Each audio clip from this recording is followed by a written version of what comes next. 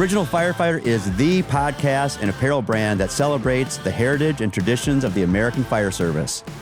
Join us each week for lively discussions that aim to inspire, educate, and entertain, all in the effort to support mental health and well-being for first responders. Please subscribe, hit that bell, and follow us wherever you listen. Let's get into the show. Welcome back to the Original Firefighter podcast show. I'm your host, Will Peterson, and in the studio today, we've got Kyle Hill. You're a returning guest to the show. We really appreciate you being here today. How you doing? I'm doing wonderful. Yeah? Great to be here. Yeah, we were just talking, you got back from Florida. How was Florida? Florida was perfect. It's amazing how 45 degrees in Rockford is much warmer than 65 degrees in Florida. Yeah, really. At 65 degrees, they're putting long sleeve sweatshirts on. In Florida? In Florida, yeah. But it's definitely, it's like, oh yeah, I guess it is kind of cold here, but it's not. Yeah, we're breaking awesome. with flip-flops out up here. Right, absolutely. Right? Yep. Yeah. At 65 for sure. Yeah. And at 45, you're thinking, oh man, I don't really need a jacket today, I guess. Yeah. What I'm interested, the fact that you spent some time this past week in Florida, how were things looking? You know, they got smacked by the hurricane at the end of 2024 there, and things were pretty messed up. Yeah, there's some lasting scars. I visited St. Pete. Mm-hmm. I also one of my visited, favorite places. Yep, and I also visited Fort Myers Beach. Fort Myers Beach, it was a windy day, and I'll have to show you a picture later, but there was a boat that had been anchored off of the shoreline there, and they must have come ashore to get lunch or a cocktail or whatever, and the anchor broke loose. It beached the boat, and it's like a 35-foot boat, probably $1 million boat. I'm thinking, yeah, that one's gonna hurt. Actually, you shared. We'll throw that on here. Yeah, this boat was like marooned, right? Yeah, it was. And it had been there overnight. And the tide went out, and when we saw it, it was already listing to one side, and the waves were coming up over the top. So that there's sand in there as well. And I figure if you can afford a boat like that, I guess sea tow is not going to be that big of a deal. So. It looked like the ship that got marooned in Gilligan's Island. Yeah, but to answer your question, it's rebounding very well. The tourism is back.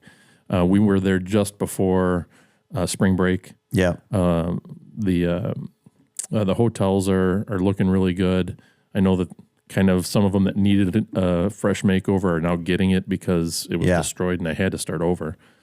Yeah. And I know you're a fan of Passick Grill, and we didn't get down there, but I know that they took a pretty big hit. They were hit very hard. One of my favorite places, the Anchor Inn, and right next to that building is a big, I don't know, we'll call it boat, ship, maintenance, restoration type storage facility. Huge building, and that thing was just racked. Yeah. That building, was just really racked, and then I think I remember hearing that basically every person, resident of Passick Grill, they left. There was nobody that stayed behind. Yeah, that's too bad. I know that one of my favorite places, up in St. Pete's Beach, there's an area with a bunch of bars around it. There's Buoys. Buoys, I think, got hit pretty hard. There's a place called Woody's that was pretty much gone. Willie's, I think, is also gone. So yeah, they got hit really hard, and hopefully some of them come back. I mean, they're kind of iconic places. I usually stay at there's a place called the Dolphin Resort there, and it's not much to it. It's simple. It actually has the Dolphin Resort has actually been seen in a couple movies. So they used it, as kind of like a 1970s type set. It might have, I just was watching the movie and I saw it. I'll have to look it up. But anyways, devastating to see, what the hurricanes do to these cities down there in these little, small town communities. It made me think, for a while there, I thought, it'd be awesome to live here. Yeah. Near the water, maybe not on the water. I don't know if I can afford that, but it would be awesome to live there. But how much wind do you really want to endure? And that's yearly, if not maybe more than once a year. There's always a threat of tornadoes in the Midwest. I get that. Yep. But just happened. It did. But how much did we suffer from that? Right. You don't. ordinarily you don't hear of communities getting hit year after year after year with tornadoes, unless you live in Kansas or Belvedere. Yeah, but I mean, I feel like I can deal with that. Right. But water is a very destructive force. Yeah, exactly. And, and also you have to, again, we understand that these seasons happen. I mean, there's wildland fire season, which is now kind of like year round, it seems like. There's tornado season, right? There's hurricane season. But the thing with Florida is that, and I love the state. I love going there, vacationing, whatever. And I've thought about moving there and living there as well. But the thing with Florida, it's like this, branch of the South that just sticks out into the Gulf there, and it's like it's just waiting to get hit. Absolutely. Yep, and it does. Yeah, and it takes it hard when it gets it. Yeah, that darn Gulf of America. But it's kind of like like California, right? You know it's going to burn. Right. It does every year. I mean, yep. And that's a whole different style of firefighting now. Oh yeah, I know what to do when it's inside a building. When it's all around you, yeah, for acres and acres and acres, that's a little different ball of wax. Yeah, it's been very interesting. We've been talking about this a little bit on some of the other episodes. We've been seeing, we've really gone through the gauntlet of every major disaster in a short period of time. The country has, if you were on the East Coast and Southeast Coast, you were hit by 2 hurricanes back to back, within like 20 days, 2 major hurricanes came through and just decimated the South, Florida, the Carolinas, all the way into Georgia. I think parts of Tennessee were even, affected. Then we jump over, we get the wildland fires out in LA, and good Lord, just hell on earth images there. And then just, last week, we get that influx of weather, the cold and the hot, and, we're starting to get into spring here, and boom, I mean, just a horrific outbreak of tornadoes, that hit the Midwest here. I'm going to make an observation. I don't know, maybe it's not very popular, but the wildfires that decimated, and when I say decimated, we all know what that was, what it did to those communities out there. And day after day after day, we were inundated with different stories and people that lost everything and kids that weren't able to go to school the next day. And I think, man, that happens all the time in the Midwest. And you hear one story about it, hits the evening news, and the next day we're on to the different news cycle. Right. But yet they go through the exact same devastation. Maybe their house didn't burn, but when you look at it and it's a pile of 2x4s sticking out of the ground, it's the same thing. There's nothing left. So in some ways, I feel like, it's like, yeah, that is a tragedy, and those tragedies happen all over the place. And I think it's the concentration. That when we're watching these things play out, in the nightly news, it's the concentration of the devastation that is very, very shocking. You're right. I mean, in small ways, these things are happening left and right all the time. We made a on a previous episode, we were talking about how we've been seeing more. It seems like we've been seeing more airline tragedies or close calls, right? Right. And on one of the episodes, I brought up like there were 4 major events, and this was great. Somebody posted on there and then said, you do realize that like were 84 airline close calls or other incidents in the same time frame that these 4 major incidents had happened. And I'm like, well, yeah, I can imagine that with all the flights that are going on every single day, literally thousands of flights, I'm sure there are close calls out there. I don't want to know about every single one of them, I can tell you that. Well, now because I still got to get on a plane sometimes. Now every time a Cessna has low air tire pressure, it's like, well, we're going to report on that. You know? Right. Yeah, but yet this stuff happens all the time. Yeah, I mean, certainly right now the flying industry is front and center because it is. It seems like it's they just happen. In fact, I just flew out to Montana last week, and the day that we had a transfer in Denver.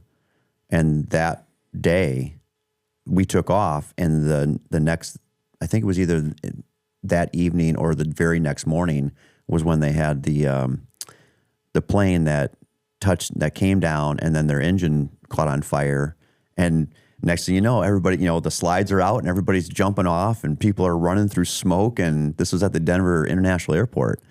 Right, the day after the day after we flew through there. So, it's like, it does kind of feel like, man, some of this shit's coming kind of close to home here. Mm-hmm. Oh, yeah. For some people, it really is their homes. It's really everything. They're losing all of their belongings, their livelihood sometimes. I can't even imagine. Yeah. And then the recovery, and not to mention, don't want to sell anything short here, that there is the tragic loss of life. It's always terrible. The one thing that cannot be replaced. Yeah.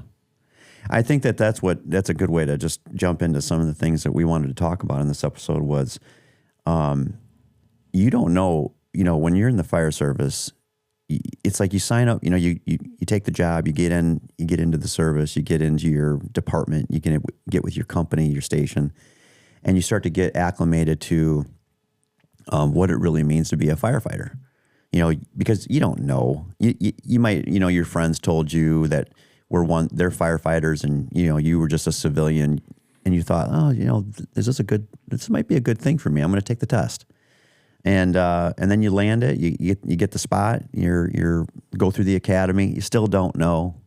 The academy's, it is what it is. It's the best they can make it, and train you and get you ready for the real deal. Everything we've been saying now, so far since we've been talking here, is the real deal. And imagine these crises, breaking out in your hometown, in your backyard. And now you're a part of that crew, that team, those companies that are responding out to put the wildland fires out, to go to the tornadoes, to go to the hurricanes, and help with anything and everything. So one thing that I think that firefighters should never lose sight of, and that is the empathy for the people that are truly affected.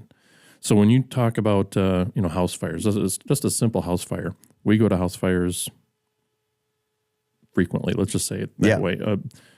And when you get there, you put the fire out, and it's the adrenaline. All the firefighters like, yeah, that was pretty cool. It was hot, or whatever the comment has to be. And then you got to remember, you turn around, there's people standing out in the street going, that was everything that I owned. And in some cases, they couldn't afford insurance or didn't have insurance for one reason or another. Yeah. And we always talk about that. It's like when you're doing overhaul and you're pitching stuff out the window, just remember that that's somebody's belongings. That's everything that they had. Yeah. And maintaining that empathy. And if you can remember that empathy for the people that are affected. Yeah. And in some ways, identify with that, that'll help you do your job even better. Yep. And when it comes time to throw salvage tarps over stuff before you soak down the entire thing, or you pull the ceiling down on top, and sometimes there's not time, I get that. But just having that empathy for people and why we're really there. We're there to serve them and make sure that we take care of everything that they have, like it was our own. Yeah. And then after that's all said and done, checking on them. Yeah. What can I do for you now? What can I do to make your night better than it is right now, or your day, or whatever it happens to be? And when those wildfires come tearing through and people are evacuating, that's the last time a lot of firefighters will ever see those people, is when you tell them, hey, get out of here. Yep. And they leave, and 10,000 homes are lost, and you're left looking around, and there's nothing left. And those people are the ones that come back and pick up the pieces. Now, I know that the people in LA, the firefighters in LA, they're dealing with that in a different way. They are front and center with it. They do see it every day. But a lot of times, after the average firefighter leaves a house fire, they never come in contact with those people ever again. Right. You have a short window of time to create any goodwill out of a bad situation. Right. Create a good public image. And understanding that there's a connection to all of it. If you want funding for your department and you want the citizens to pay for that, how do they remember being treated by you when they interacted with you? And usually, to your point, it's a very short period of time. So, your lasting image to them, it should be as top notch as you can possibly make it. How frustrating, it just made me think, how frustrating do you think those LA firefighters were when they were doing, everything that they could to put any fire out, pick one. I'm sure that there were whole entire streets that were just ablaze. And how frustrating must it have been for them to not be able to execute their job to the level that they wanted to be able to do it. I mean, when you don't have any water, it makes firefighting pretty tough. Makes it tough. So, and we've talked a lot about that on the show in different episodes, but I think really what we're having more of a conversation about is the dedication and a little bit of some of the emotional feeling about, like, you're the firefighter on the scene with your, other firefighters. And it's like, I'm here to do the job and I can't do the job. Right. It's pretty frustrating, There's a quick story. One of the, probably the one fire that I go back to in my mind and think about is a fire on Woody Ranch Lane. And it was really the only time as a chief officer where I had to go, the people were awakened in the morning, about 4 a.m. The back of their house was on fire. They got out safely. We didn't have to do any rescue, but they were on scene from the moment that they woke up, discovered that their house was on fire, to the minute that we were leaving as a fire, all the companies that came to that fire.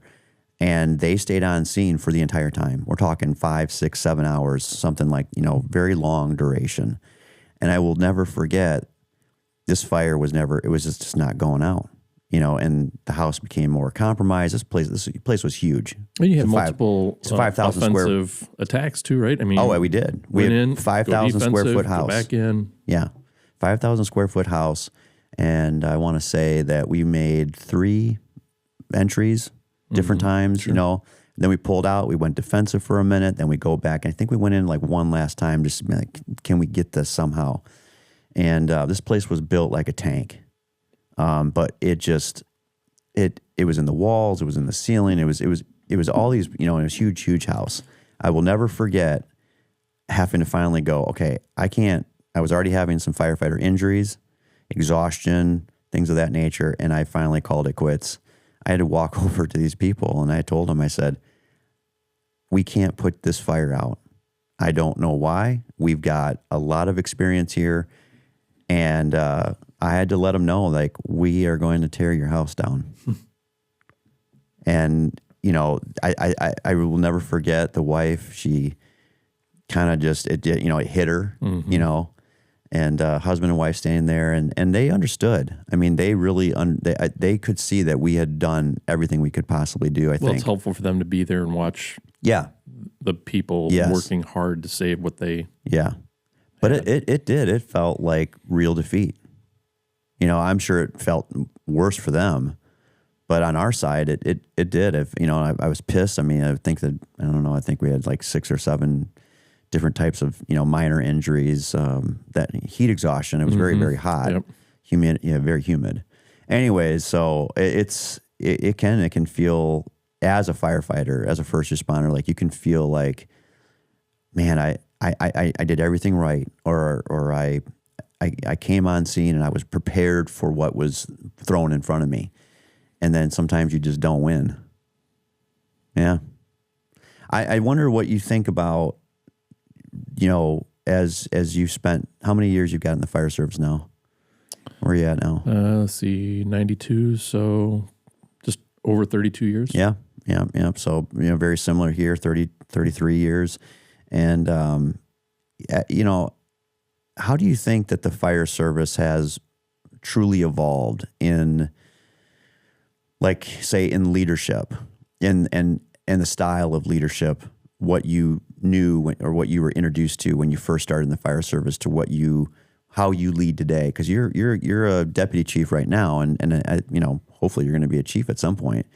What do you think the leadership's been like in the evolution of it all?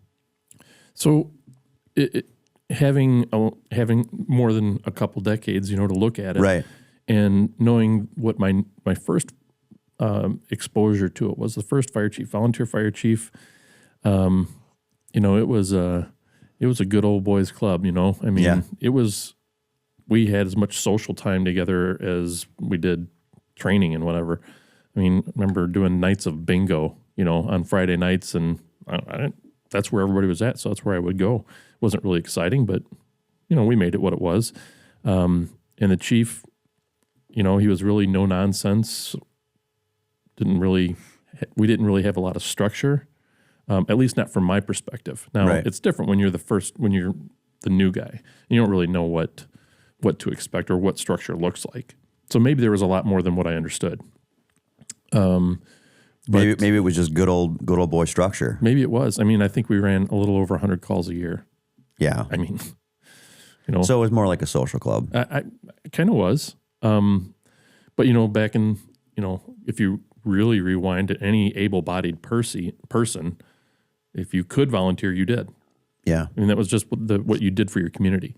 So anyway, and then we moved forward, and once I got into a career department, then you start to see the real structure, right? Because people are now being paid to do a job, and there's more expected of what you're doing. Maybe not in the field. We all do the same work out in the field. We're all trying to save lives and property and all that other stuff. But when you're being paid to do a job, people want to see production. And that, I mean, any business owner will tell you that. If you're not being productive, why am I paying you? Right. And so, the leadership has to change somewhat, right? And my first fire chief as a career firefighter was, I don't know, I looked up to that guy with, big saucer eyes going, wow, this guy knows everything. And, maybe he did, maybe he didn't, I don't know. But he made me believe he did. And he gave me something to follow, right? Somebody to look at and say, man, that person's got it together. They're leading the department. They care about me as a firefighter. They care about the citizens and their bosses. They have people to satisfy as well. And so, but I felt like he was just a kind of an old school firefighter. Then when he retired and we got a different chief, it was like, well, this is a different style of leadership. And I attest that to different changing times. We had some financial burdens in the organization, and it was making it difficult to purchase capital equipment. And then all of a sudden they start doing some statistics. I'm thinking, and I think like a lot of firefighters, statistics, statistics and say what you want them to say. Right. But it really helped us. It helped us move forward and prove that what we all already knew. We're not going to be able to do this. We're not going to sustain this model unless something changes, and we need support from the municipality to help us make those changes. Yeah. And I thought that was my first introduction to how can you make the numbers work for you? How can you put things into put it in a way that city council can understand? And that helped us. It helped us a lot. It helped us move us forward. And that style of leadership was, I don't know that a lot of people really got it, but I did, and I learned from it.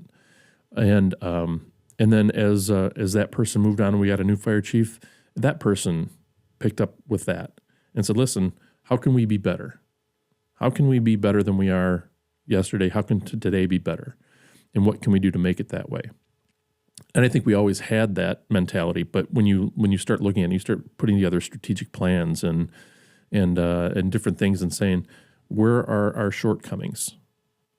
Identify areas that we can be better at, and then you go in and you do those areas, or you do the things that make you better in those areas. Yeah. And when I left my that first career department and I ended up in the department that I am now, that's kind of stuck with me. And that same mentality came from my fire chief. What are we doing to make ourselves better? We can always identify. So is that things. the leadership then? I mean, there's a lot of everything you said, but is that the part that actually is the leading part, right? It's the asking the question, what are we doing to make ourselves better? And then going into exploratory and saying, okay, these are the ways that, finding the gaps, finding the cracks, and then coming up with that vision to fill the gaps and cracks, so. Of course it is, because Right. That's the leadership part of it. If that fire chief doesn't do that, then it doesn't filter down to the rest of the people. Yeah. If we're always going, well, we want to do something because we want to do it. Well, what is that doing to make us better? If you can say, listen, we want to buy a fire truck that has a different layout for the hose because it's easier for us to reload it. Right. Okay? I'm all for making our jobs better because if it's making us better or easier, then we're more proficient at what we're doing. Okay, I can reason that out. But if you say, well, I want to have shorts, right? Yeah. Because I'll just pick on the low hanging fruit. Right. I want to have shorts. I want to wear uniform shorts. Okay. Why? Because I don't want to wear long pants. Right. Or it's hot, or whatever it happens to be. Does that help us functionally? Does that expose us in a way, right? I know it's not popular, and I know everybody's going to hate it, but I'm not really a big fan of that because your pants give you one more layer of protection. Mm-hmm. Well, whatever. I'm not going to argue that here, but what I'm saying is what are we doing to make ourselves better? Are we making changes just because we want them? We're going to spend money just because we want to, because it's going to make our lives better, easier. Yeah. It may make our lives better, but is it making the service that we provide better? And if you can tie it back to that, man, I think you can spend all the money you want, or all the money you have anyway. Well, a couple things. First, you mentioned like hose on a ladder truck. Let's just not put the hose on ladder trucks. I know there's some people out there that's going to agree with me on that one. Yeah. Ladder trucks are ladder trucks. Stop with the hose. All right. But I know that's not what you meant. And so the shorts, for example, I get your point, which is sometimes firefighters, they want a thing. Fill in the blank. I want X, right? And today it's shorts and tomorrow it's a baseball cap and, the next day it's a different sweatshirt or something. And that's fine. I don't have an issue really one way or the other. I'm curious if people understand that sometimes, to make that change is not just snap your fingers and, okay, now we suddenly have the thing that you want. There actually is there should be some digging into it and going, okay, what's the pros and the cons here? Because you did point out, there are some cons. You go out on a scene, you got shorts on. Sometimes we forget our place. We forget the environment that we're in, and could it really impact you detrimentally? I don't know. Probably not. Is it more comfortable? Probably. Yeah. Right. I guess what I'm saying is that some in leadership and chiefs especially, sometimes I make a decision for the betterment of the attitude, the way that the firefighters are going to feel. Hey, I got something that I wanted, and the fire chief allowed that to happen. And so then there's there's a little bit of you kind of capitalize on that a little bit. Hopefully what you don't end up is, okay, I got the thing that I want, and now I want another thing, and then I want another thing, and then I want another thing. It's like, well, that's fine, but are you doing all that you can as a firefighter to make the organization as good as it can possibly be as well? It's got to be you got to have your buy-in too. If you got the thing that you wanted, and it was shorts and t-shirts and tennis shoes or whatever, however, I look at the uniform today across the board, and it's changed a lot. I'm talking about like the first day that I stepped into the Rockford Fire Department and the day that I exited. It's pretty relaxed. It's very different. It's very different. And I would argue, like, I don't know that that's a good thing. There could be some pushback. That's fine. We can take it. But I do think that a firefighter does emulate something very positive. There's a structure to it. There's a professionalism side to this. should you be on duty looking like a soccer player, or should you be on duty looking like a firefighter? Are you here to work or are you here to lounge? Yeah, exactly. This episode of the original Firefighter podcast is brought to you by Benny's Slots, Wine, Spirits, and Empire Gaming. With 3 locations serving the Rockford area in Roscoe, McChesney Park at Nest, and Cherry Valley at the Harley-Davidson store, Benny's is the place with taste and enough luck to go around for everyone, provided by Empire Gaming. Each location offers fun and entertainment with weekly sports, events, drawings, and live music in a plush environment. As a side note, I recently had my retirement party this past summer at Benny's at Nest in McChesney Park, and they gave us the VIP experience all around. For the best atmosphere, for the best entertainment, head to Benny's for good drinks, good friends, and good times. Stop in at a Benny's location near you today. I was probably sound like a broken record, but it's like, we're still here to work. Yes, it's our house. Yes, we live here, so to speak. Yeah. Right? You're here a third of your life. So yeah, there should be some home amenities, but don't forget, you are here to perform a job. You are here to work. And we have to keep that mentality, because otherwise you get a little bit lax, you get a little bit relaxed, and you get too relaxed, and all of a sudden it's like, well, this is an inconvenience for me because, I'm here to. This is my home away from home, so try not to impede on my time. Well, it's not your time. And I think that goes back to, what we were talking about here in this segment, where the leadership of the department, leading from the front, leading from the top, that doesn't mean that it's just about the chief officer or the chief officers. That should be trickling down. Leadership should be going all the way down to your first line officers. Hopefully they are leaders of those companies, those crews, those firehouses. But when you make these changes to your organization, you got to realize, like, every time that you let out a little bit of rope, you don't get that rope back. I mean, you might, but it's very tough to bring it back.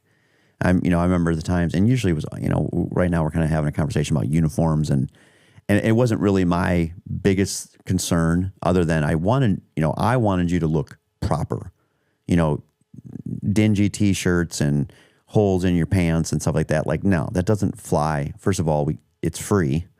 So, and on top of that, you get a uniform allowance. And that's just what, that's our department. That's not everybody's department. Some places they got to buy all their own stuff. It's kind of crazy. I mean, but when you think about what you have to make a decision about at the top, and you're making decisions, everything from, like you say, purchasing a new ladder truck, trying to figure out how you're going to build the next fire station and where it should go, and you're working with council and you're working with budgets, you're doing all these things, and by the way, you're also dealing with these minute things, which would be kind of like, say, the uniform, if you will, and what should they wear, and is this okay, and why are we making the change? But the positive side can be that if the firefighters end up feeling like somebody is watching out for them and taking care of them, even if they're being told no sometimes, but if they've been given some thought, a process, how did we reach the decision, whether it's positive or negative, it does go back to the top and how that is executed. Would you agree with that? Yes. So, and you said, well, have them feel like they're part of the process, even if it doesn't go the way that they want. Right. But have you ever sat on a committee, let's say a fire truck committee, ambulance committee, and you said, man, we're going to make this better. It's going to make it more functional for everybody. And you walk in, and the first day you walk in, you're like, well, this is what you're getting. Oh, yeah. So, and you look at it, you're like, why are we here then? And then you vow you're never going to be on another committee because they don't listen to what we have to say anyway. Yep. And from the cheap seats, it's what it looked like. This was a feel-good thing. They didn't really want to listen. But when you finally get to the point where you understand why some things have to be the way they are. Yeah. Yeah. Where do you stand? You brought it up. Where do you stand on that? So let's just, paint the picture. You're on a truck committee, whether it's an engine or ladder committee. Should that committee be given boundaries? or should they be given the ability to explore and go outside of the sandbox that they're typically known to play in? Should they go to 2 or 3, 4 different manufacturers, get different, or what do you think? Well, I think that there has to be a little bit of transparency about what the committee's supposed to be doing, right? Yep. And you have to set boundaries, like you said.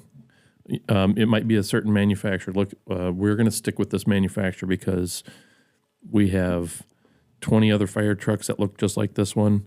Yeah. And for us to change now would mean that we're going to have to stock different parts, whatever it happens to be. I don't know, pick it. Right. But know that going into it. All right, you have to do this. Here's our budget. Here's what we can afford. And you have to stay within that boundary. And kind of like uniforms, right? What's a definition of uniform? Looking the same.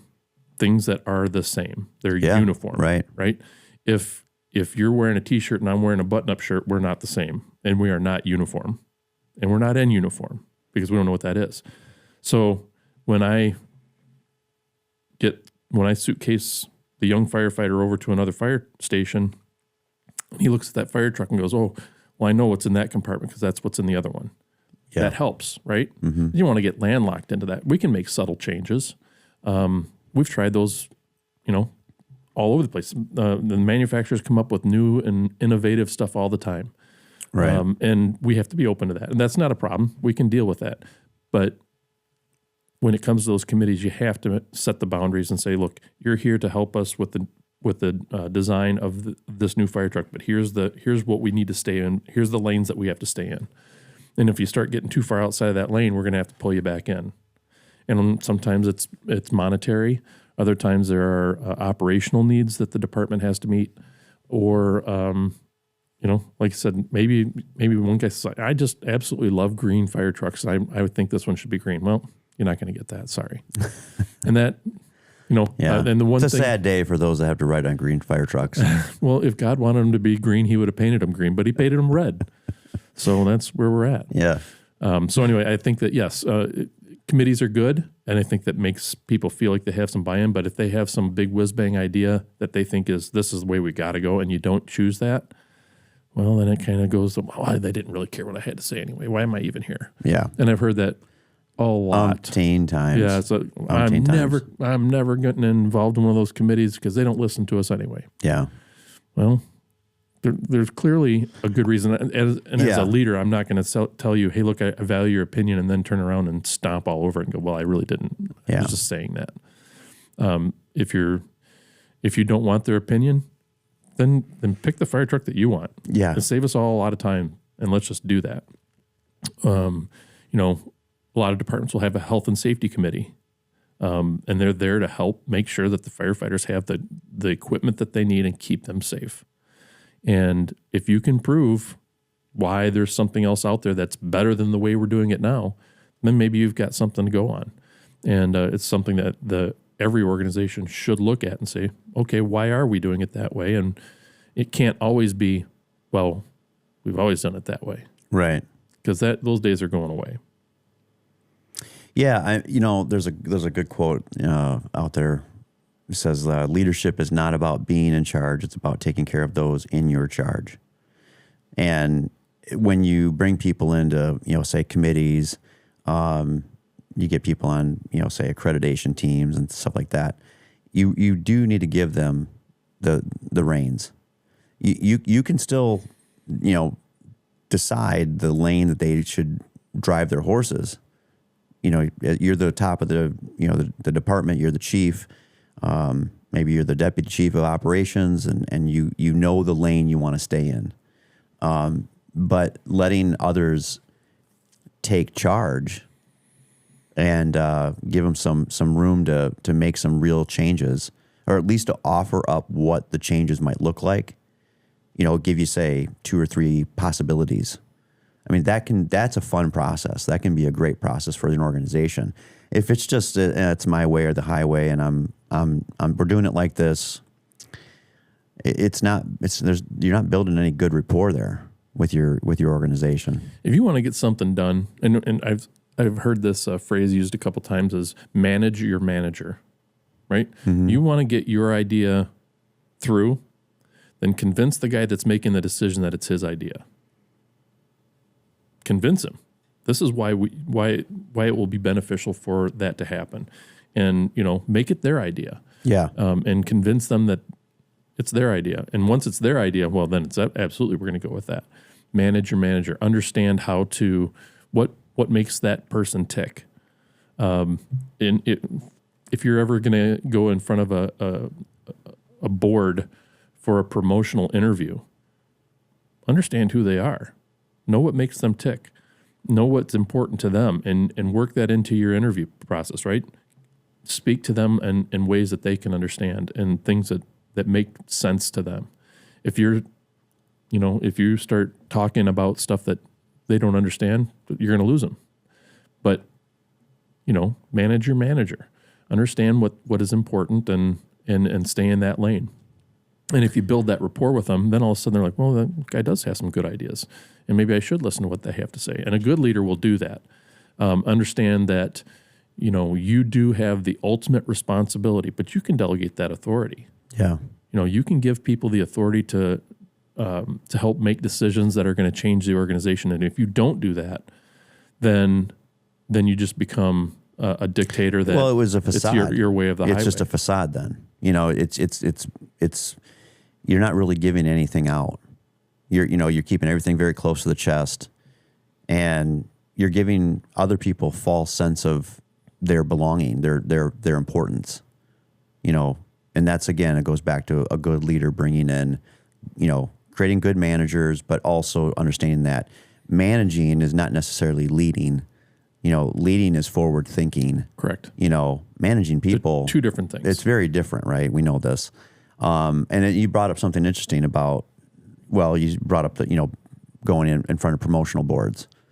And I think that's another thing too about a good leader is knowing that you're if you're at the top of your organization, if you're at the executive level, filling one of those roles, or you're at the very top of the organization, you're the fire chief, also knowing that you're not there forever. There's people that are coming up the ranks and need to be shown how to get to the spot that you're in. And I think that's another part about being a good leader is recognizing that people want the same position that you occupy.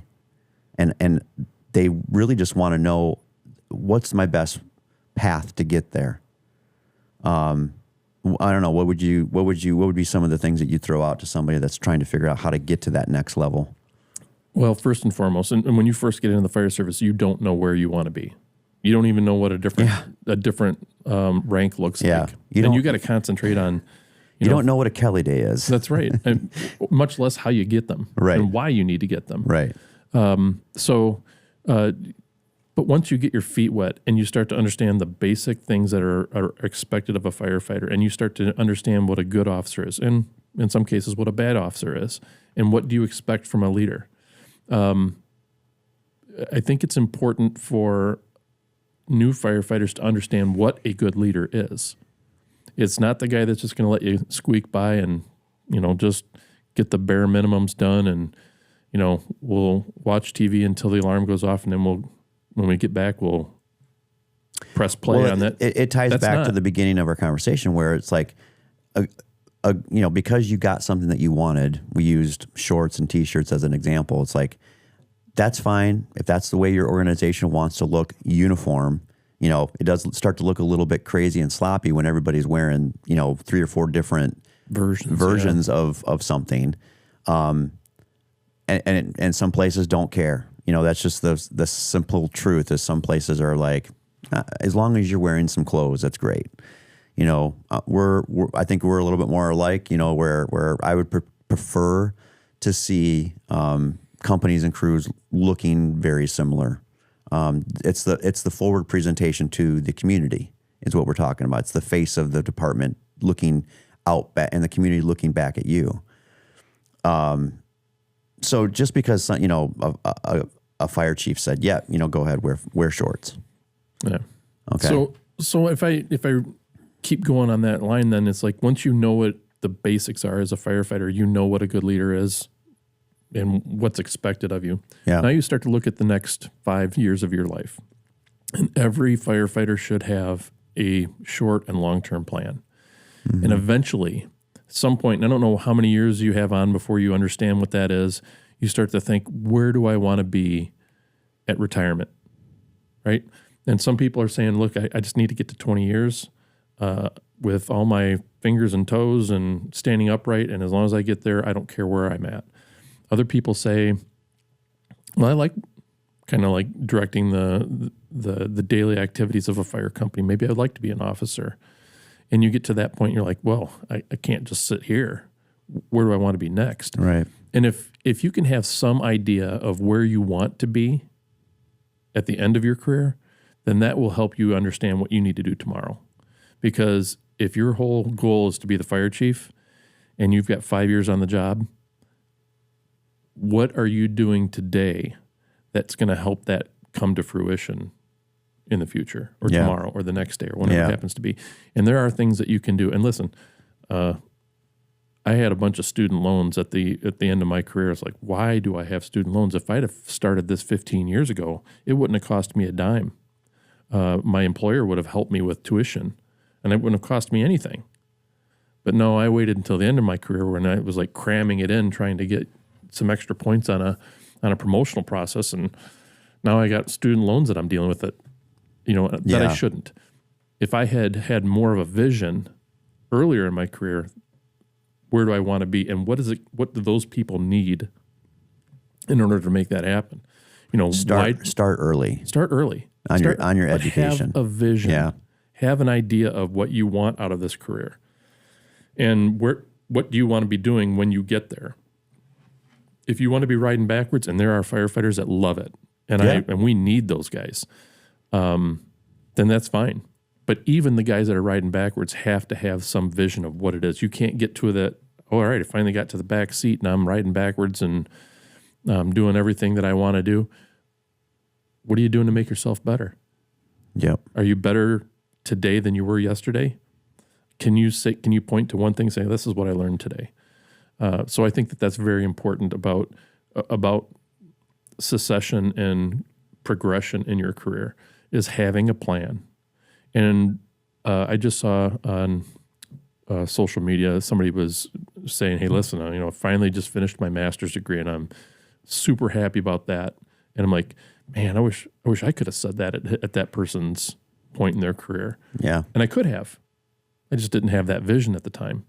And I think it just finally, at some point in my career, I'm like, I never wanted to be comfortable where I was. Well, why did you want to be a chief officer?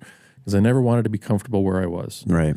And I started planning for the next promotion the day that I got the current one.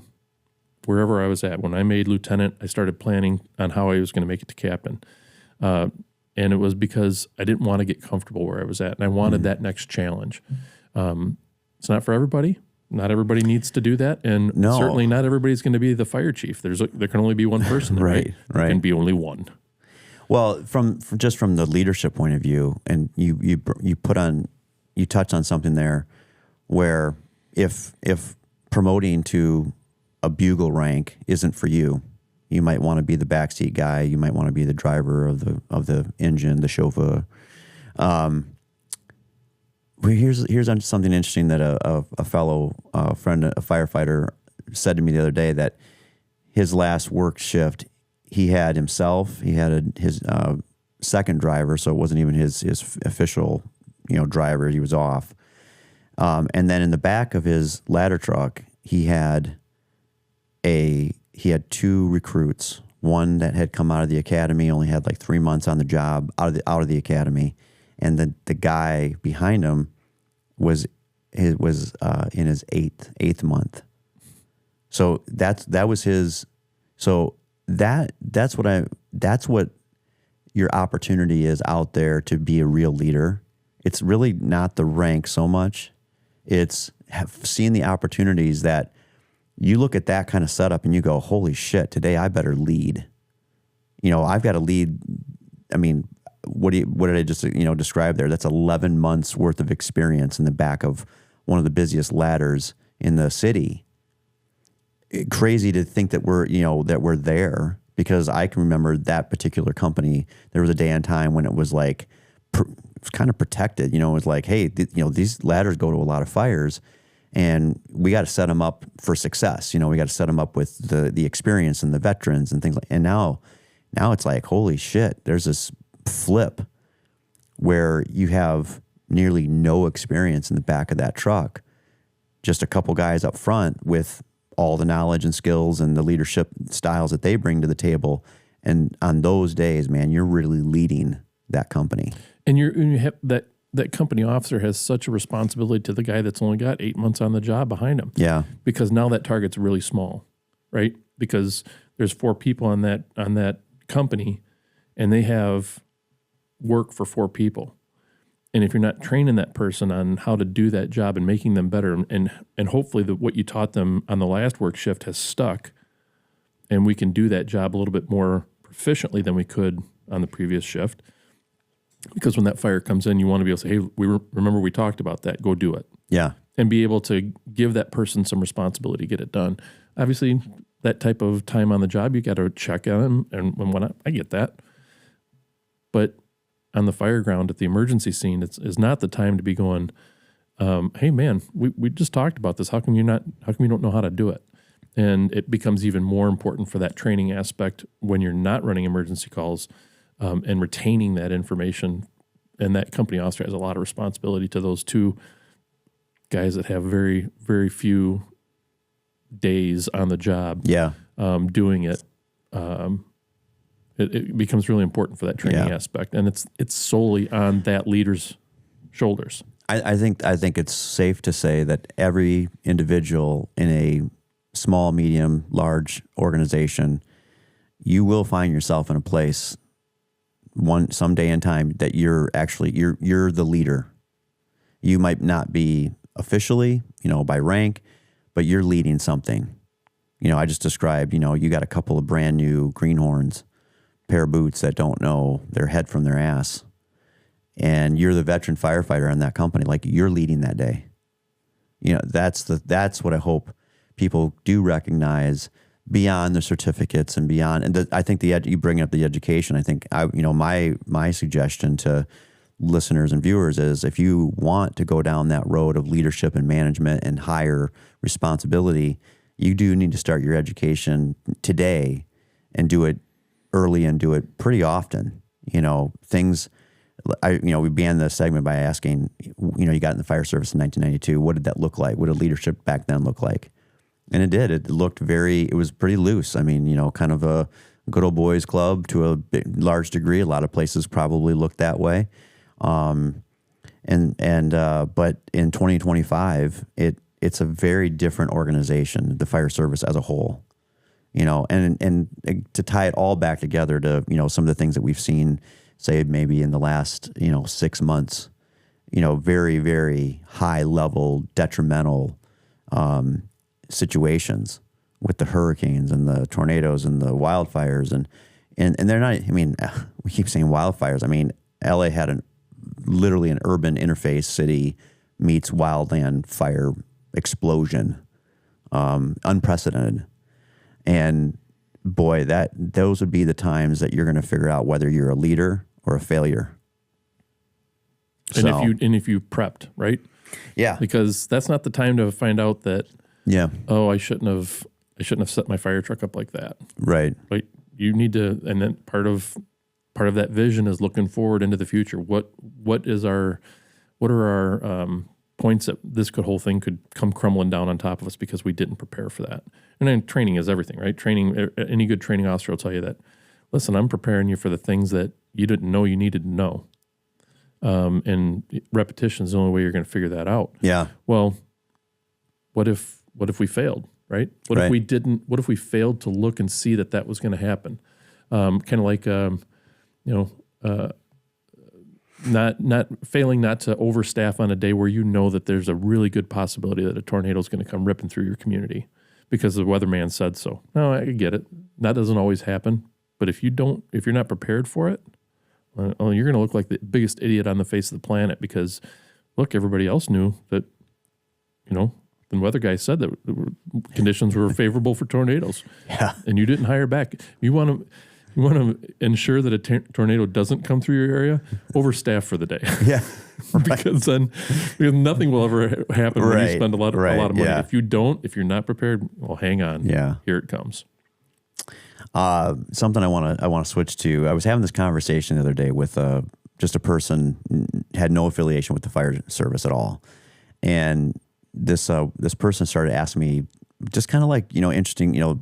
She seemed to be very interested in the profession, but she's a civilian, and she's just asking random questions, and she asked me, the one that started it all was, she asked me if I was ever a cook in the firehouse. I was like, yeah, of course I cooked meals, and actually I really was never enjoyed, a chef, but I was a cook. I was a cook, but I enjoyed doing it. I think that was one of the things I was pretty good at, and so there was a stint in my career on the company where I acted as the cook quite often, if you will, and that led into questions about like what the city provides. Do they provide our food? Do they provide? And I'm like looking, I'm like, no.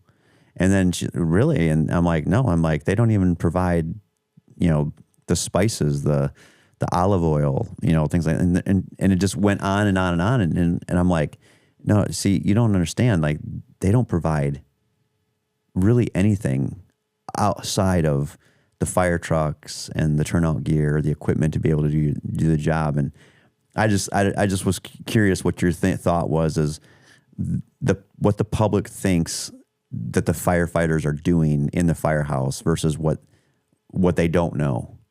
That's a common misconception, right? Yeah. Well, we're paying you to sit there and eat, and we feed you guys all day. Like, well, okay, well, that doesn't really happen, but okay. They see a fire truck going to the grocery store, right? Right. Well, I see, we're paying these guys to go to the grocery store. Well, not exactly. There's, and I encourage firefighters to be prepared, right? Right. Bring your groceries to the station with you. Know what you're going to do. Things come up. I get it. People call in sick. Your cook's going to be sick that day. All of a sudden now you've got 4 people to feed instead of only 3. Whatever it happens to be, things happen, and we got to be able to do that. And in some cases, it is good PR to be out there and for people to see the fire trucks. And I always thought that way. Kids always came up to the fire truck. I want to see the inside, and absolutely, you can see the inside of the fire truck. That is the best PR tool you'll ever get, is that fire truck. But I also got tired of going to the grocery store every day. Let's bring our groceries in so that I don't have to take an hour out of my day to leave the fire station, go to the grocery store, wait in the truck while you go get your stuff. And it can be hard to kickstart your day if that's the first thing that you got to do. Yeah. But it happens. Yeah, and it especially happens, when people are moving all across the department, your people are getting suitcased out. This guy brought in groceries. Well, now he's going to a station, whatever, and he's not going to be cooking for you. Yeah, that sucks. Yeah, and I look at it and go, what in the heck am I going to do with this prime rib? I mean, no, we always know what to do with that. Yeah. But anyway, I get it. And ship the low guy out on prime rib day. Right. And he bought it. Yeah. Because this is the end of his probation. Thanks, kid. You're on the box. But I do think that they don't always understand what we do, right? The public, The public, right? Yeah. If you're on a busy fire department and you're running, more than 10 runs a day, 15, maybe 20. I've had those days. They're not often, but you've had those days. Yeah. You have to get rest. You have to. Because the last thing I want is for me to have to perform at peak performance at 2 a.m. and I just can't seem to focus because I was out doing everything under the sun that day. Right. There has to be a healthy balance of work to rest. Mm-hmm. And I understand that. And that comes from, living those roles and understanding that. And it's hard to meet it. I mean, when you have 22 run days, it's hard to balance, health, nutrition, rest, Everything goes out the window. up against, you're getting paid to do a job. We've talked about that. And I think it's just interesting that the public, it's interesting what the firefighters themselves are still on the hook for, at their firehouses. It's no, this is not like complaining that the city only gives you a firehouse. It only gives you a fire truck. No, I mean, that's a big deal. I mean, they built a structure, they pushed a fire truck into it. Hopefully you got 2 sets of gear so you can swap one out, hopefully. I mean, we went a long, long time with 1 set of gear. So we were lucky to get that 2 is sets. a luxury. That does not happen at every fire department. Right. But I'm just, that's what the city's providing, the equipment. But the firefighters themselves, it's interesting, and this is the conversation I was having with this person, was she couldn't believe what the firefighters themselves still have to basically fund themselves. The hidden costs, paying for their meals, paying for their spice funds, paying for the news, cable or whatever. It's not what the city gives you. It's actually what the firefighters themselves have to put in. Well, and maybe not every fire department is able to pay their firefighters what the average is across the country. I'm sure that they can't. I was fortunate enough to make a really good wage as a firefighter. But I also understood what my means were, right? I lived within my means. So yeah, I mean, I got paid pretty well for what I did. Yeah. And I felt a responsibility to earn it. And, it's like going outside and pulling weeds outside of the front of the fire station, right? A lot of guys, that's not my job. Why isn't it your job? Right. You want comfort inside the fire station. The last thing I want the public to do is drive by my fire station and see it overgrown and looking like hell. And then I'm sitting inside in the air conditioning, having only run maybe 2 runs that day.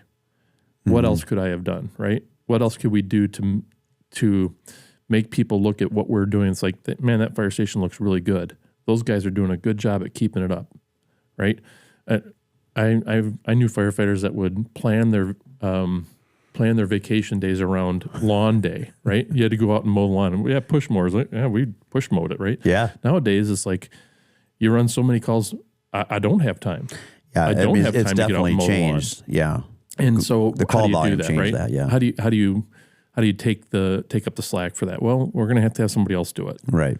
Because our fire companies are running their maximum number of runs that they can do a day. So we gotta do something for that. Because if you don't, then other things suffer. And then when the place looks overgrown, that nobody even cares about what we're doing here. We don't have time to mow the lawn because we're doing other things. We got to get our training in. We got to do all this other stuff, hose testing, hydrant testing, whatever it happens to be. And then it's like nobody cares. They let this place look like hell. We have to take some ownership too. But, it's a healthy give and take. And we have to understand what our firefighters, what their working conditions are, and ensure that they have the proper rest. We talk a lot about mental health and wellness, right? Mm-hmm. And physical health and wellness as well. And there is more of a focus on that today than ever before in my career. And for sure. And I think it's important. And we need to take care of the firefighters to make sure that they understand that first and foremost, our people are our most important resource. And without happy firefighters, and they're not going to make everybody happy 100% of the time, but we should be trying to. And giving them some. Do you think that they should be given? So again, this goes back to inside the walls of the firehouse. Again, the public doesn't know what they don't know.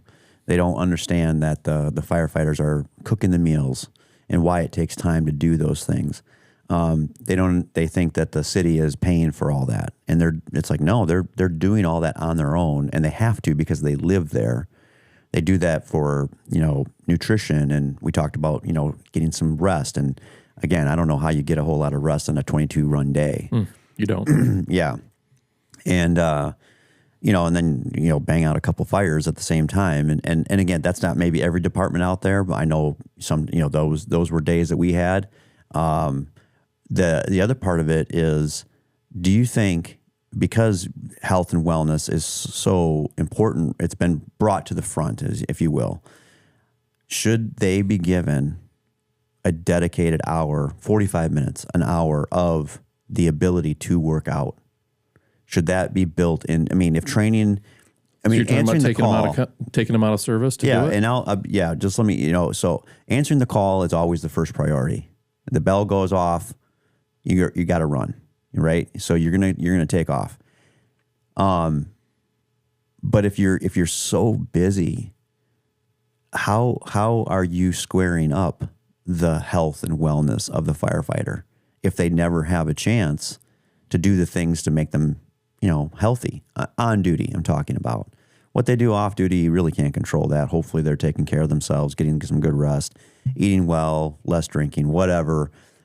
But for the time period that they're at the firehouse, should they be given that opportunity to get an actual workout in? What do you think? I think that,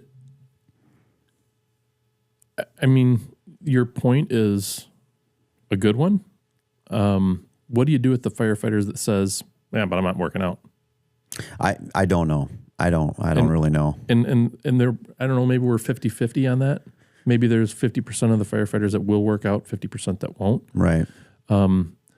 We have to maintain our focus of why are we there.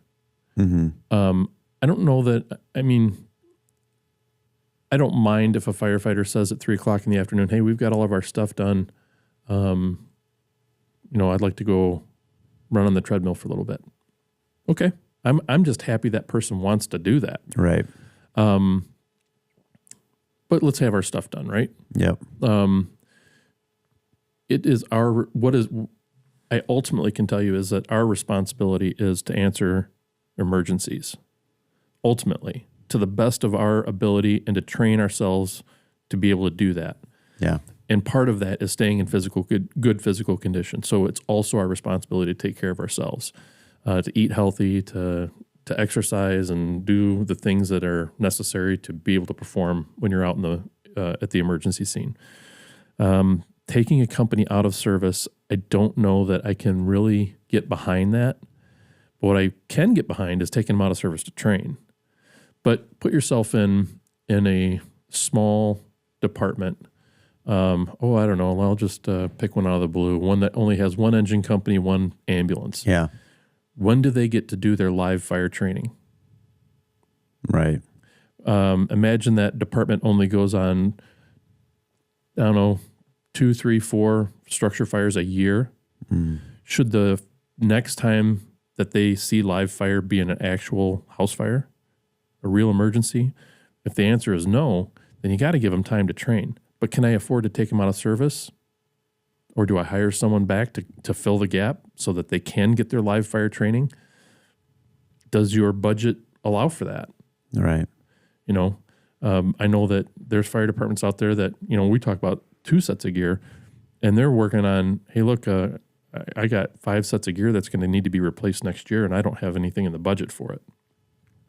And, with federal support kind of drying up, where is that going to come from?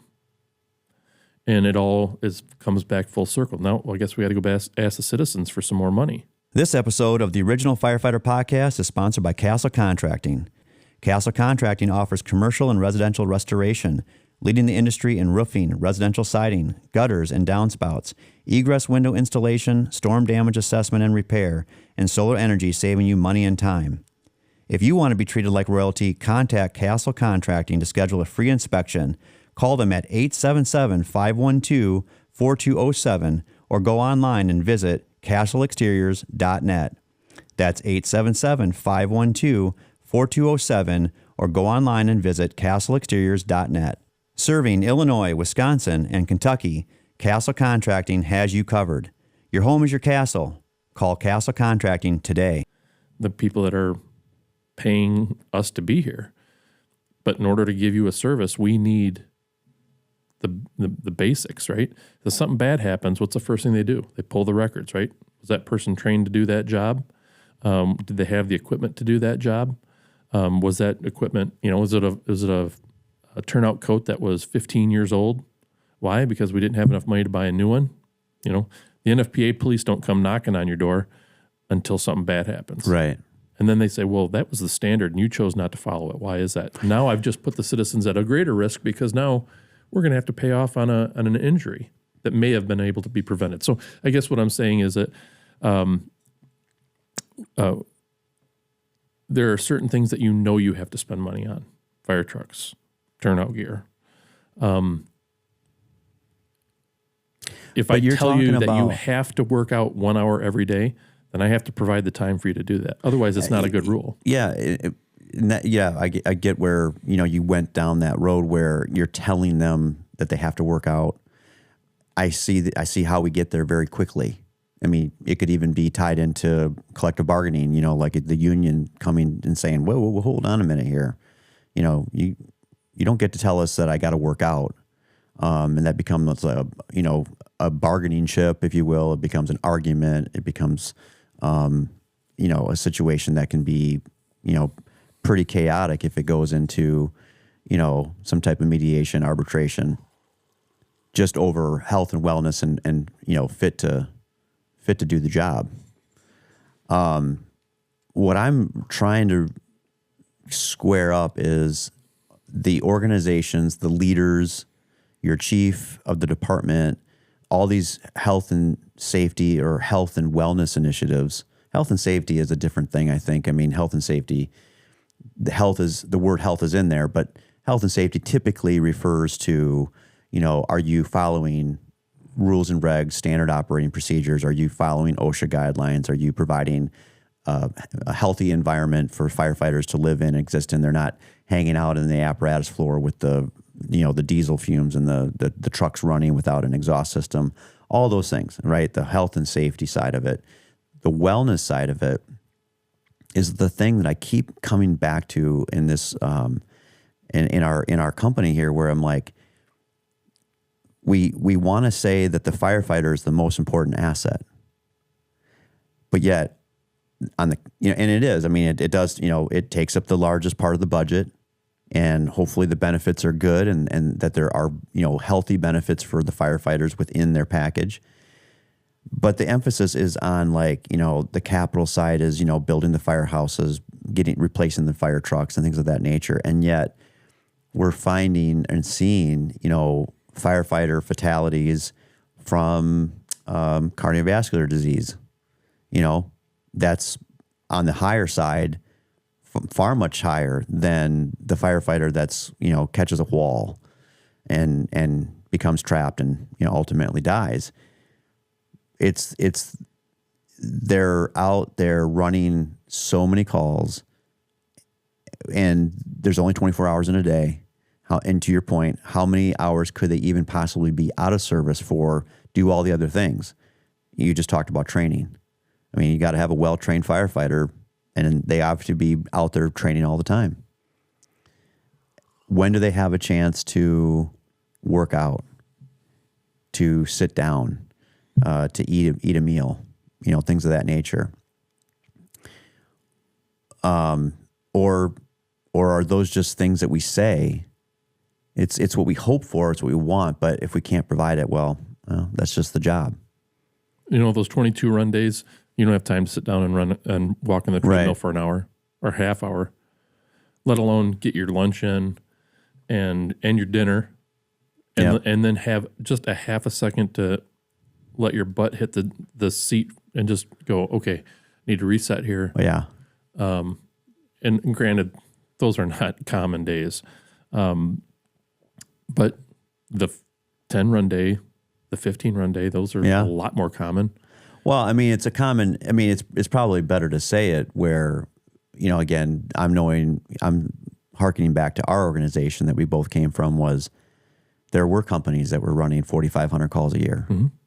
Or they are. They break right now. In fact, I'm sure that there's continuing climb. I think I know that there were ambulances that were pushing 5,000 calls a year.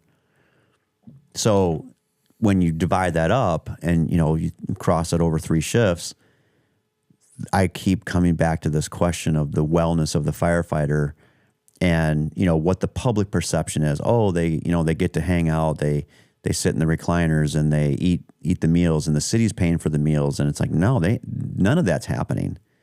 I used to walk past day rooms that had, 6, 7 recliners in it and nobody's in them. Right. So it's just the kind of conversation and some of the misconceptions where, and it goes back to some of our, the conversation on leadership too, is like, if you truly are leading your organization and you continuously say that the greatest asset of the department is the firefighter themselves, how are you treating them? Again, the public is going to do what they're going to do. They're going to call 911 as often as they think to do it. And it's our job to answer the call. That's not a complaint. The complaint, I think, starts to come from, hey, we're answering all these calls and we don't get a chance to do anything else. I don't know. That's kind of the way I'm trying to figure out, how do we make this better?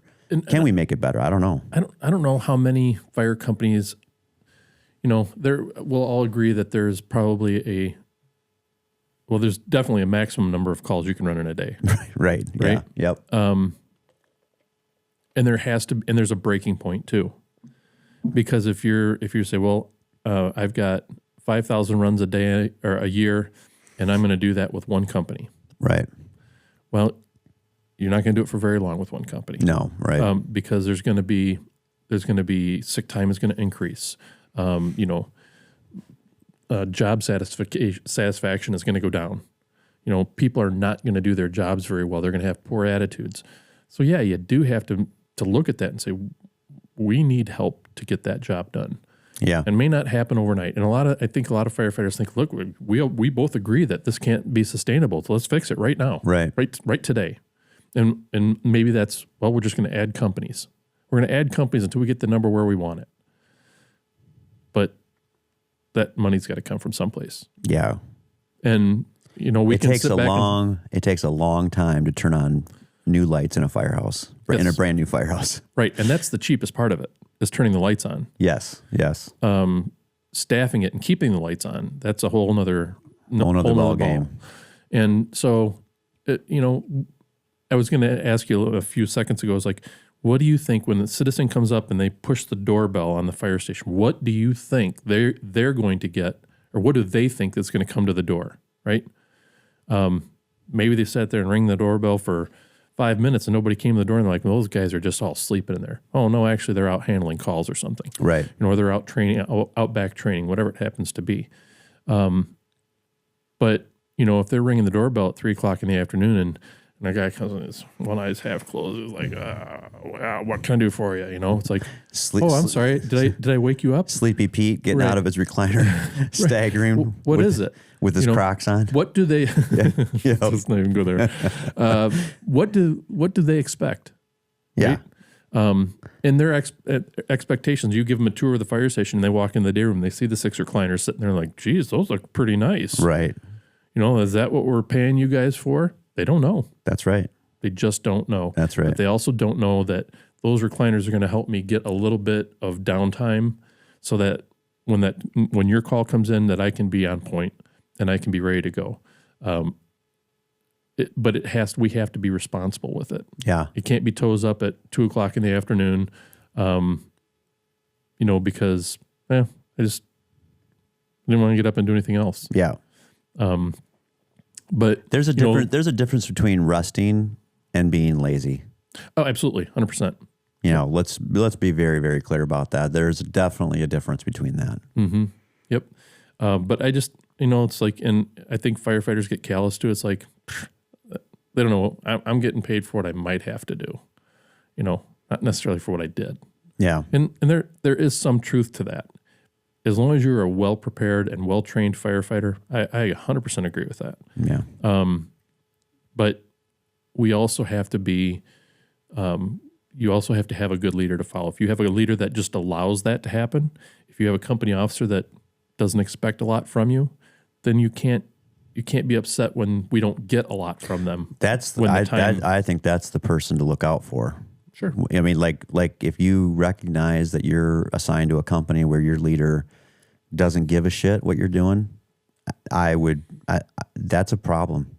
You recognize that as a problem, because if you're not out there doing the things that we've talked about on this episode, if you're not training, if you're not getting the opportunity to, take a minute, rest a little bit, because it can go both ways. You can have a leader that's like working you to death. Yeah.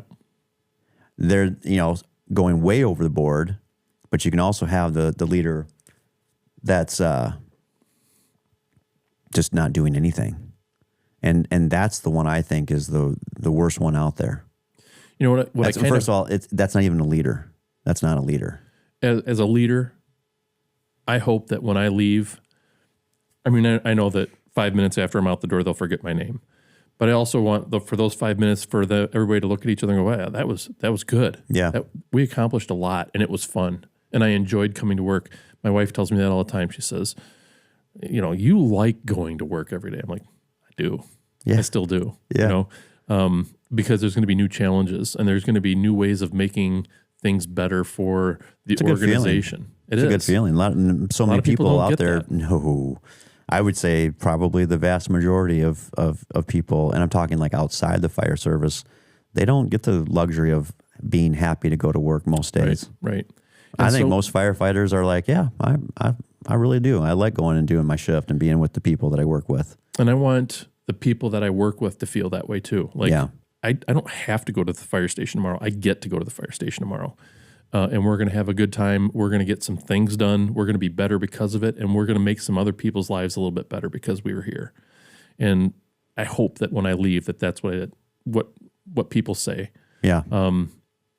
They may not be making double what they're making when I leave, but I hope that we've done our diligence to make it better for the people that are going to come in behind us. And one other thing that I kind of wanted to touch on that we were kind of going down that path is that what are you doing to make sure that when you do leave, that there's someone else that will slide in there and do a better job than what you did, right? I think we all want to think that we're doing a good job. And to some extent, if I didn't think I was doing a good job, I probably wouldn't go to work. I would just find a different line of work. But if you're, as a leader, and I don't care if you're the company officer, you're the informal leader, what are you doing to make the people around you better, right? It's one thing to have a vision for your own career and where you want to be and how you want to make yourself better, but you can gauge your own success by how successful people are by working with you, right? If you can help them be better at their own job, then you're being successful. And a lot of times people need a little nudge, several years ago, for our former employer, they said, well, we're going to have you do goals, right? We're going to make you establish goals. And then at the end of the year, we're going to come back and see how you did with that. That was kind of one of the things that made me think, like, okay, what are my goals going to be? Well, I know that I got to come and be on the ambulance every day. Yeah. And that's, so I got to maintain my paramedic license. Well, that's not a goal. That's a job requirement. Yeah. How about, I want to take an advanced trauma symposium class, something that's going to teach me something that I didn't know yesterday. Yeah. That's a good goal. I accomplished that. I want to take a class at our community college about tactics and strategy, something that I just want to know what they have to say about it. I want to either confirm that what I think I know is accurate, or I want to learn something different. That's a good goal. And maybe that goal is I want to finish my paramedic training and achieve my paramedic license. That is a great goal. Also job requirement, but also a good goal to make you better than you are today. I always thought one of the best goals for myself, and then if anytime that if I was doing review of people's goals, if I saw somebody write down that they wanted to attend a class outside of our organization, outside of the city, I always thought that was great. I mean, quite frankly, depending on what it is, I really didn't care as long as it was something that was like outside of our sandbox, and you're going out and getting some exposure, to the fire service in a whole different region of the country, seeing how they go. Really, at the end of the day, you're going out there and you're finding out, oh, this is how they do it. You're getting just a great ton of information. And then you're coming back to your organization. Hopefully there's something that maybe you glean from that, you bring back. I'm not saying that you're going to change the whole department just because you took one class out in Socorro, New Mexico or whatever, but you do get to see, I think it's a great way to see the fire service from another point of view. So I always thought one of the best goals is people that wanted to go outside of the organization to attend classes, courses, symposiums, conferences, whatnot. So I recently attended a seminar of where a fire chief spoke about his experience with an active shooter incident in his community. And they had a community that is no stranger to an influx of outsiders coming in for events and whatnot. And the one thing that they'd never planned for was a parade. And all of a sudden, they have that incident. right, And listening to them saying, hey, look, we didn't know what we didn't know. yeah, We thought we knew what we were doing. And then somebody threw us a curveball. And how did we react to that? And they reacted well. There was some loss of life. But the fire department did its job, right? They may have changed things. They might say, hey, listen, we could do it better this time. But listening to that person talk about an incident that I've never been to anything of that magnitude, but could it happen here? Absolutely. Yeah. Absolutely. And the day you think that that'll never happen here, boom, that's the day you'll get it. And so getting outside of your organization and hearing how other people do it, and you're like, well, that's not the way I'd do it. And maybe it's not. But you can at least look at their lessons learned and see how you would apply that to your own organization or your own situation. Maybe I'm a pair of boots on the back of the fire truck. Oh, yeah. What would I do? I think even finding out what you would not do is just as valuable. We're going to find out what the total after action report is like coming out of L.A. I'm sure there's going to be some things that are be like, I would never do that. Look at New Orleans, this year. I mean, when they took out the steel ballards and they didn't put anything else in its place, some temporary protection, dump trucks, garbage trucks, something blocking. I'm sure that every organization and city was like, whoa, man, we're never going to do that. Let's not be caught with our pants down. But that goes back lesson now, right? And that goes back to true leadership to say, hey, we're not going to do it like that. We're going to do it like this. This is the best way. This is the best practices. I mean, you bring up, and I think I know what you're referring to, and I was going to bring this up anyways. It's just a good segue, which is, I'm going to acknowledge here that we're coming up on the 1-year anniversary of March 27th from last year in the city where, we saw a mass stabbing incident. And I will go on record to say that is truly the biggest curveball that I was ever thrown. And the men and women of our department that responded to that incident, the many incidents within the collective of the major incident, I'm pretty sure that they were thrown quite a few curveballs themselves. And I tell you what, I'm very, very proud of the response and the professionalism, the organization that they brought to the scene, the firefighters, the paramedics, the police. But, here we are a year later looking back on that incident within our city, and hopefully there's a little reflection on it. I'm doing a little bit of reflection on it. I'm thinking about the families that, they lost loved ones, the people that are probably, I'm assuming that the neighborhood is still to a degree recovering. But that day, that's when leadership was tested. It was, on so many levels. And to your point that the what you went and listened to, the chief that spoke about the parade, there again, you have to look back at all those situations and say, okay, what can we learn from this, and how can we make our organization better coming out on the other side of it? So you're making yourselves better. Yeah. And 1 year later, can you look back and say, this is what our organization learned. This is how, if that happens again, we're going to do it better than we did. Not saying that we did anything wrong. I'm saying, how can we do it better? And there's always room for improvement. Absolutely. Well, hopefully, as we start to kind of turn into our episode here, hopefully we're recognizing that as we do a great job as firefighters, and there's a lot of conversation here today about like what you're doing as you're at work. How are you looking at yourself professionally? How are you helping to lead the organization? How do you view your leaders that you currently have in your organization? And do you want to aspire to be one of those leaders within your organization? One of the things we do at Original Firefighters, we don't forget that your off days should be filled with, rejuvenation, resetting, getting back to yourself, and enjoying some life out there.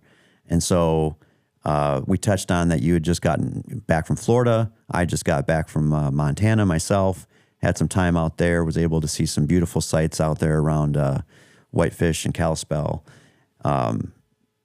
You were recently at the Las Vegas Sphere.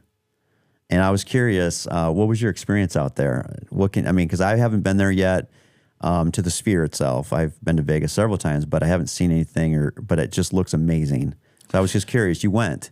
Yep. And you saw, who'd you see? I saw the Eagles. Nice. It was a bucket list thing for my wife and I that we said we wanted to see the Eagles at some point. And then we're like, you know what? The prices are like, it's so outrageous to go to these concerts. I can't spend $250 on a ticket to go to a concert. That's just ridiculous. Especially when you think years ago we used to pay $30 a ticket, $40 a ticket. And so we were like, we just can't do that. That's just, and it's not even all the original members. It's not really the Eagles, whatever. But then all of a sudden it pops up for the Sphere, and it was stupid expensive. It was dumb. Really? Not only was the ticket itself expensive, everything surrounding it, just getting there, right? Now I got to buy a ticket. I got to stay for an airline ticket. I got to buy a hotel fare to stay someplace while you're out there. Then add that ticket price on top of it and everything else you're going to do in Las Vegas while you're there. And I'm so glad we did. It was worth it. It was worth every cent. It was so good that we looked for tickets for the concert or the follow-up the next day. We were going to go back and see it again. And it probably would have been a rinse and repeat, but it was that good. Wow. The venue itself is pretty amazing. Yeah. And it's not, they're not just concerts. They do different shows and stuff like that because it's an enormous video screen all the way around you. Yeah, I think isn't the stand-in show, isn't it the Postcard from Earth? Yeah. Yep. And I hear that is incredible. I would have liked to have seen that as well. So now I've got something to go back for. But yeah. No, the concert was really good. We sat down on the floor, and I probably would have changed that a little bit, but regardless. And since then, I've known of two other, work associates that have gone and saw the same concert, and they said absolutely everything you said about it was true. Every experience was awesome. Wow. You get to see these people that I've been listening to for the last 40 years of my life. And the band U2 had a stint there, right? Yep. And that's how I first. The first time I ever heard of one of my coworkers going out there to see it, and he's like, "Oh man, you got to go see this. It's incredible." Where's the best place to sit inside? You think you were on the floor? I was on the floor, and it wasn't horrible. You get to see, the ceiling is basically the screen, but I didn't get to see as much of the performance. I could see the one person standing on the stage and then a bunch of people standing behind him. So I really didn't get to see that, but I relied on the screens to see that, as you do nowadays at concerts. When you sit in the nosebleed seats, you rely on the TV screens to show you. But I would think that if you're sitting in the second or third level up and almost just about anywhere in that area, that's one of the most expensive seats. Usually if you shop by the price of the seat, that's probably the best seat in the house. Gotcha. Those are good places to see it. And but I would not trade what we did. Yeah. So you'll go back. Concessions are ridiculously expensive. $27 for a beer, I think it was. I mean, it's just dumb. God. Yeah, it's dumb. But they got you. What are you going to do? Yeah, If you want to have a beer, you're going to pay for it. Yeah. Yes, I would definitely go back. Yeah. Now being here, I don't think I'd make the trip again just to see the Eagles, although it'd be tempting. Yeah. But I think their time is coming up. There's going to be a new, regular show, if you will, whatever the term is for that at the Sphere. And the Eagles, I think they have stuff into April, and I don't know if they have anything past that. Okay. But yeah, I mean, it was good, huh? It was very good, and I'm so glad we went and saw it. And I would recommend it for anybody else out there that is thinking about going to see it. You should go. That's awesome. I really want to go see it, and I knew you guys had gone, and it sounds like it's just amazing. Just a little segue here is so what I came up with was a lyrical quiz show. We're gonna do a quick lyrical quiz show session here. And can't we do hazmat again? No. There's no hazmat in this one. So what I'm gonna do is I'm gonna read you. I'm just gonna read lyrics from a song. Okay. And we're gonna see how many you can get. All right. Just from the lyrics. You ready? Okay. Okay. First one is step inside, walk this way. You and me, babe. Hey. Def Leppard. Okay. The song is Pour Some Sugar on Me. There you go. Ding, ding, ding. Good job. All right. We're moving on to number 2. Believe me, the sun in your eyes made some of the lies worth believing. Believe me. That is Alan Parsons' project, Eye in the Sky. Very good. Good job. Very good. All right. Number 3. With the lights out, it's less dangerous. Here we are now. Entertain us. I don't know that one. Come on. With the lights out, it's less dangerous. Here we are now. Could you sing it for me? Entertain us. So I'll give you a clue. This is a grunge band. That's why I probably don't know it that well. Probably the best. Is that a Nirvana? And there you go. Yeah, so you got the band. But I wouldn't have gotten that if you hadn't said a grunge band. So okay. I don't know it. With the lights out, it's less dangerous. Here we are now. Entertain us. Smells like Teen Spirit. Yeah. No. Right. I didn't. I mean, I know the song, but yeah. All right, here we go. Number 4. She got you jumping off the deck and shoving in an overdrive. Kenny Loggins. Yeah. Top Gun soundtrack. What's the song? Highway to the Keep Danger going. Zone. Danger Zone. Good job. All right, nice job. All right, let's see, what is that? Let's see, 1, 2. Okay, number 5. All right. I'm not afraid. All that I feel is the love and the pain. I'm not afraid. All that I feel is the love. Oh, no. It's not Metallica? No. Dream Theater, Pull Me Under. Oh, see, I wasn't not even on the radar for that. Dream Theater. I'm not afraid. Back. All that I... They're Are they back? They're back. Mike Portnoy's back with the band. Really?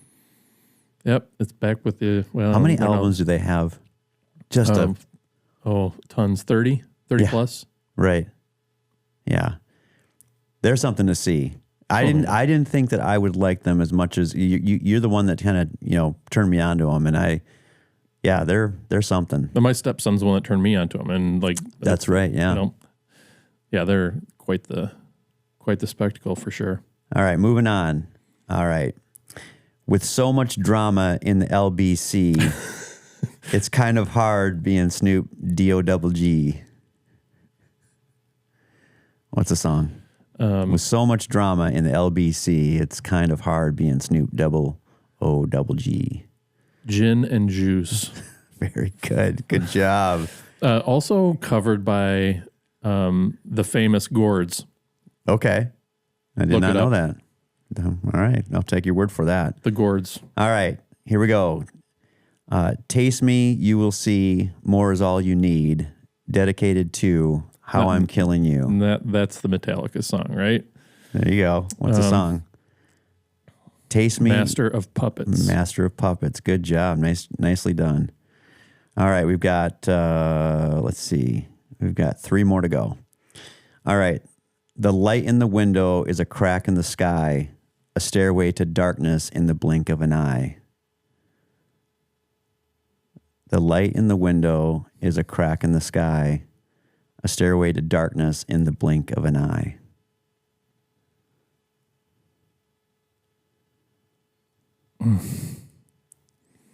I know the lyric. I just can't. He's a one person act. He's had some amazing guitarists. Oh, Ozzy Osbourne. What's the song? I have to. I'm running it through my head right now to get to the hook. No More Tears. Oh, okay. Yep. Ozzy Osbourne. Yep. All right, you get half credit for that one. You do. All right, 2 more to go. One that won't make me sick. One that won't make me crash my car or make me feel 3 feet thick. Huey Lewis in the News. I want a new drug.